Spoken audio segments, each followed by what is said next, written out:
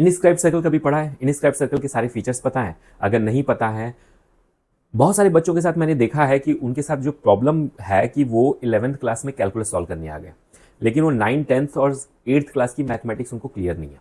यानी कि उन्होंने ट्रायंगल से खेलना ही नहीं सीखा, सर्कल से खेलना ही नहीं सीखा, और वो सीधा 11th क्लास की मैथ्स पढ़ रहे हैं और उनको लगता है कि वो IIT क्रैक कर लेंगे। मैं ये नहीं कह रहा हूं कि आप नहीं क्रैक कर पाओगे, आप बिल्कुल क्रैक कर सकते हो, प्रोवाइडेड कि आप अपनी वीकनेस को दूर करो।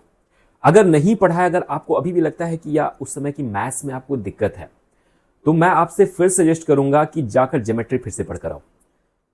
सर्कल के साथ आपको खेलना आना चाहिए, सर्कल के सारे आपको थ्योरम्स पता होने चाहिए, कोरोलरीज थ्योरम्स पता होने चाहिए, ट्रायंगल के साथ आपको खेलना आना चाहिए। मैं ये नहीं कह रहा हूं कि आपको सब चीजें फिंगर टिप पे होंगी, मैम मेजर चीजें तो फिंगर टिप पे आ जानी चाहिए। जो छोटी मोटी बातें हैं वो आप जब क्वेश्चन सॉल्व करोगे तो आपको वैसे भी याद हो जाएंगी। इस चीज में आप एक ही चीज कर सकते हो कि पहले तो बैकग्राउंड आप रिवाइज करो, फर्स्ट थिंग।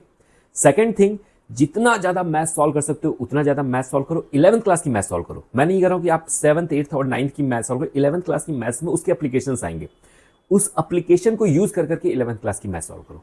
जितना एक्सपोजर होगा आपका उतना ज्यादा ये चीजें आपके फिंगर टिप पर आ जाएंगी। ठीक है।